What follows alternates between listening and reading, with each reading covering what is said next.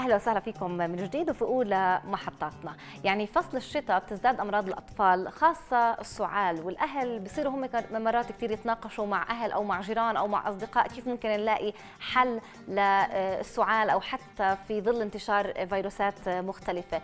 كيف نتعامل مع السعال، أسبابه وطريقة علاجه أيضا، بس نناقش هذا الموضوع وكمان ناخذ الإجابات الصحيحة من الدكتور أمين ثلجي أخصائي أطفال وحديثي الولادة. صباح الخير دكتور. صباح النور، كل عام وانتم بخير، وبتمنى السلامة للجميع وشكرا على استضافتي. وانت بألف خير. اكيد طبعا العيادات اطباء الاطفال في هذا الوقت للاسف يعني بيكون في عندهم مراجعة كثير، لانه كمان الاطفال بهذا الوقت يعني بيكون عندهم امراض متنوعة. صحيح؟ طبيعي وخاصة الأمراض اللي برافقها السعال مثل ما تفضلتي، اللي هي بتعكس التهابات وأمور أخرى أيضا ممكن نتحدث عنها. واليوم لانه رح نخصص حديثنا اكثر عن السعال، فسؤالنا الاول بيكون ايش اسبابه، مع انها كثيره ومتنوعه، ولكن هل ممكن نحصرهم باكثر الامور انتشارا من اسباب السعال؟ طيب، بس حابب أن أقول ليش الإنسان بسعل. السعلة هي عبارة عن رد فعل الجسم، رد فعل طبيعي للمحافظة على نظافة وعدم وجود أي شيء خارجي في المجال التنفسي، اللي هي التنفس هو بده يكون الأكسجين أصل الحياة. فأي شيء خارجي موجود في هذه المجال التنفسية، رد الفعل بده يكون السعال لتنظيفها. فهي عبارة عن وسيلة الجسم بدافع عن نفسه من خلالها للمحافظة على انه المجاري التنفسيه تضلها مثل ما قلت مفتوحه ونقيه. هذا بنطبق على الجميع، واكيد كمان الاطفال. ليش الاطفال بيسعلوا؟ طبيعي الاسباب هي يعني ممكن الاكثر شيوعا هي الالتهابات المجاري التنفسيه، اللي هو الرشح العادي. بهذا برافقه سعله، اللي ممكن الزكام مع السعله. السعله عاده بتطولش كثير وبتسببش مشاكل كبيره للطفل. ايضا الالتهابات الاخرى اللي ممكن تكون التهابات رئويه ايضا وبرافقها السعال. والمهم انه نفرق بين السعال البسيط اللي ما في حاجه انه حتى نستعمل دواء او حتى نراجع الطبيب، والسعال اللي ممكن يعكس انه في عندنا امر في خطوره، بيستوجب على الاهل انهم يراجعوا الطبيب لاجراء الفحوصات اللازمه واعطاء العلاج المناسب. طيب دكتور، يعني الاهل في البيوت كيف بيقدروا يميزوا بين سعال خفيف وبين الوقت ولا الصوت ولا طريقه الطفل كيف بيتاذى منه؟ كيف بنقدر نميز؟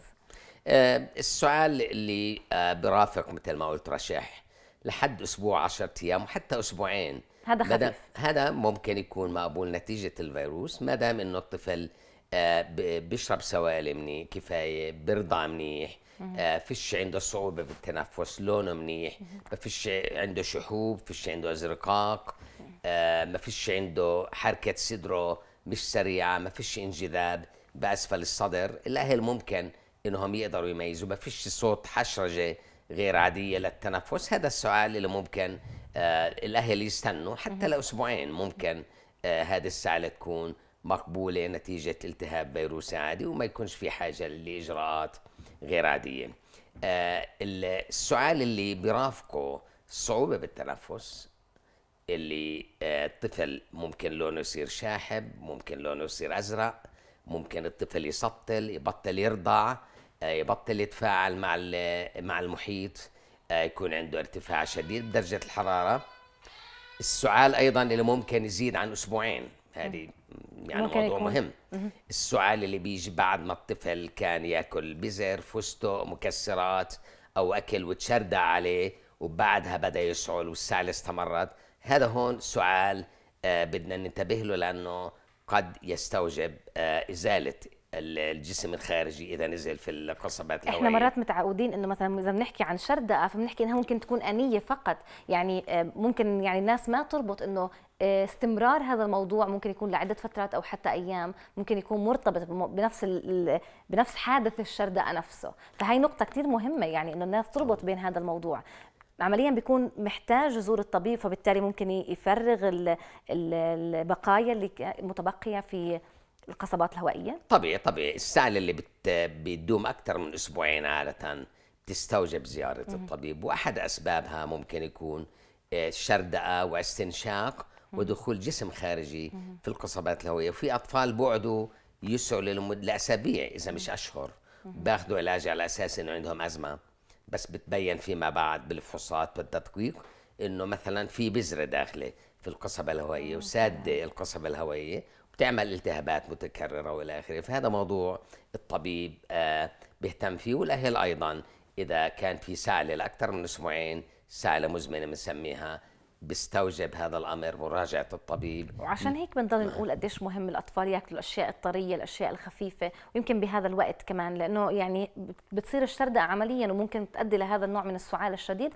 نتيجه انه اكل اشياء مش قادر يهضمها بشكل صحيح او مش قادر. يعني المكسرات بدنا ننتبه، الاطفال اللي اقل من 5 سنين ننتبه، فيش داعي اصلا يعني انه ننتبه انه ما ياخذوها، وخاصه اذا الطفل كان باكلها وبيلعب وبيضحك وبيحكي، يعني هذه امور ممكن تؤدي ل شردقه، وممكن تؤدي لمضاعفات ودخول جسم خارجي في طيب بما انك انت عملت لنا فرق بين السعال الخفيف والسعال الشديد، سؤالي انا هل يعني موضوع السعال بيحتاج اكيد كل الامراض لازم نعالج هذا الخلل اللي موجود، ولكن بقصد هل في خوف من موضوع السعال؟ هل الاهل كمان اذا استمر هذا الموضوع محتاجين يزوروا طبيب، محتاجين كمان يعطوا اهتمام اكثر؟ في ناس اللي بيعتبروا انه مع هذا الطقس يعني لو ضل يسعل لفتره طويله معلش ما هو الا ما يخف بعدين، شو بتعلق على هذه النقطه؟ مثل ما ذكرت، الطفل اللي ما عنده صعوبه بالتنفس، اللي باخذ سوائل بشكل كافي، الرضيع اللي بيرضع حليبه بشكل طبيعي، واللي لونه منيح، بزرقش، حركه سره طبيعيه، فيش اصوات غير عاديه، الطفل اللي مره اخرى لونه منيح، مش ازرق، حتى لو بسعل معلش، حتى لاسبوعين، حتى لاسبوعين ممكن نستنى نتيجه اذا متاكدين انه بدا برشح وضل يسعل لحد اسبوعين. متوقع او مش غير عادي انه الطفل اللي عنده فيروس التهاب، يعني اللي هو الناس بيقولوا له البرد، اللي هو الرشح العادي، انه يسعل لحد اسبوعين. هذا امر متوقع ومش شيء غير عادي، السعال بيزول لوحده بدون ما انه نضطر نستعمل ادويه، اللي هي موضوع الادويه ممكن نحكي عنه فيما بعد. هلا بدنا نحكي عن العلاج البديل. ممكن انت ذكرت انه قديش مهم الواحد يشرب اشياء سخنه، والاهل عاده والاباء بحبوا هذا النوع، بحبوا يعملوا بابونج، ينسون، يعني اشياء سخنه يعطوها للطفل. قديش بتنصح بهذا الجانب؟ اولا هاي النقطه الاولى نعلق عليها. السعال مثل ما ذكرت اللي بترافقش مع علامات خطر اللي ذكرناها، ممكن التعامل معه في البيت فقط باستعمال مواد طبيعية، مثل استعمال البابونج. الطفل اللي فوق السنة بيقدر ياخذ عسل. الدراسات كبيرة أثبتت إنه العسل ممكن مع البابونج يعني تأثيره الإيجابي على السعلة أكبر من كل أدوية السعلة وأي علاج سعلة الناس متعارف عليه في الصيدليات. فالطفل فوق السنة ممكن أي نعم ياخذ بابونج عسل، وهذا ممكن يساعد الطفل بتخفيف سعلته أكثر من أي علاج آخر. بل بالعكس، علاجات السعلة الموجودة في الصيدليات الأطباء الأطفال هلا بتجنبوا أنهم يكتبوا، حتى وزارة الصحة حذفتها من الأدوية الموجودة في الصيدليات. قد تؤدي إلى ضرر، مش إنه بتفيدش، ممكن إنها تضر، لأنه فيها هذه الأدوية بعضها مواد مهدئة، في بعضها فيها مواد بتؤدي إلى تسارع في ضربان القلب. فمش دائما ممكن تكون علاج يعني. لا، ممكن تضر طبعا. يعني الطفل بكون يسعل، بصير يسعل زائد مسطل، يعني مش أكتر من هيك، فما بنستفدش كثير، وممكن إنه نضر الطفل. فرجاء للأهل إنه ما يشتروا دواء سعالة من الصيدليات لأي طفل، خاصة إذا كان عمره أقل من 5 سنوات. في حالات في أدوية معينة اللي هي من أعشاب، هذه ما فيش منها ضرر، وممكن إنه الأهل يستعملوها. اللي ما بتحتوي على مواد كيميائية قد تضر بالطفل. اللي بتحتوي على مواد كيماويه بتضر بالطفل. طبعاً. هاي النقطه يعني كثير ممتاز انه علقنا عليها، لانه بنشوف انه حتى هاي الامراض بنتشر كثير بشكل كبير بين الناس، انه بتعاملوا انه الصيدليه هي الحل، وادويه متعودين على اسمائها واشكالها. يمكن ابوي وامي اخذوها واليوم احنا نضلنا ناخذها، هو نفس الدواء نفس الاشكال، وكانه هذا هو الحل. فهي نقطه مهمه انه نتعامل معها، وانه دائما نلجا للطبيب في حال احنا بنحتاج لادويه مناسبه. الصيدليه مش هي العنوان الاول اللي لازم الاهل يلجأوا له مع الاطفال. بدي اسالك عن الاماكن العامه، السعال خاصه انه هو ممكن يعني ياثر بين الاطفال مع بعض، اذا الطفل عنده اخ اصغر او حتى في الحضانات والروضات، ايش بتنصح الاهل كيف يتعاملوا في وجود سعال عند اولادهم؟ بيختلفش كثير عن اللي انا ذكرته بنشوف شي علامات الخطر. الطفل اللي عمره اقل من 3 شهور وبصل، الطفل اللي عنده ارتفاع مهم في درجه الحراره، ايضا الطفل اللي مسطل، اللي تنفسه غير عادي سريع، اللي ممكن لونه في عنده شحوب، الصوت غير عادي للتنفس. الايام هذه في فيروس منتشر كتير بين الرضع اللي ممكن يؤدي الى قصور في التنفس. يعني الطفل بيبدا برشح عادي، ممكن يكون عنده بحة، بعدين بنلاقي انه صدره صار سريع وصار في تزمير تصفير، وممكن الاكسجين ينزل عليهم. الاطفال هذول يحتاجوا لمستشفى ويبطلوا يرضعوا. هذه حاله بدنا نراقب لها خاصه بهذا الفصل، يعني من هون لاول شهر 3. ممكن تحكي لنا عنها اكثر يعني؟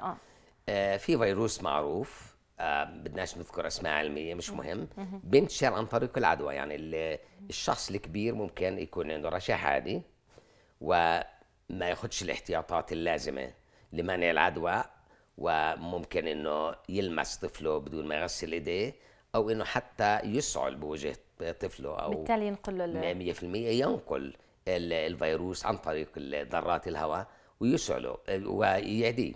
هلا عند الطفل ممكن الفيروس هذا يوصل للشعيبات الهوائيه ويعمل تضيق، وفي اطفال كتير بيتعبوا، خاصه اذا كان عمرهم خلال ال6 أشهر الأولى من العمر، في منهم نفسهم بوقف مرة واحدة.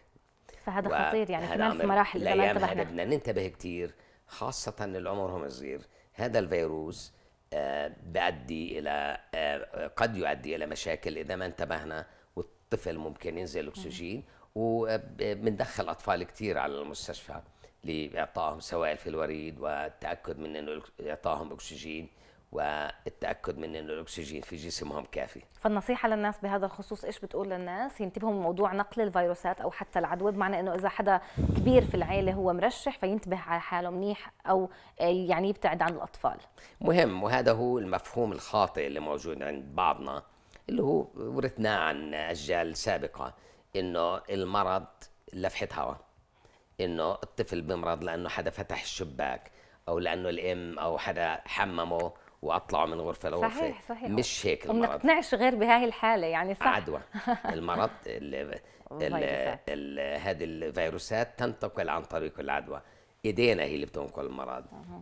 تنفسنا وسعلتنا وعطستنا اللي اذا ما كانتش يعني اذا كانت في الجو الموجود فيه الطفل ممكن انها تعدي. مش لفحه الهواء. مهم جدا نغسل ايدينا، انا بقول هذا امر هام جدا. الشيء الاخر اللي بدي اذكره، وجود دخان في البيت يفاقم من امر السعله، وممكن يؤدي الى مضاعفات. يعني الطفل اللي ممكن يرشح ويبدا يسعل اذا كان موجود في بيت فيه تدخين، الامر احتمال اكثر انه الوضع يتفاقم، ينزل الاكسجين عليه، ينزل الفيروس على القصبات الهوائيه، الشعيبات الهوائيه، وينضر. فهذا امر جدا مهم. موضوع وجود التدخين في البيت، بدنا ما ندخن في بيت بشكل عام.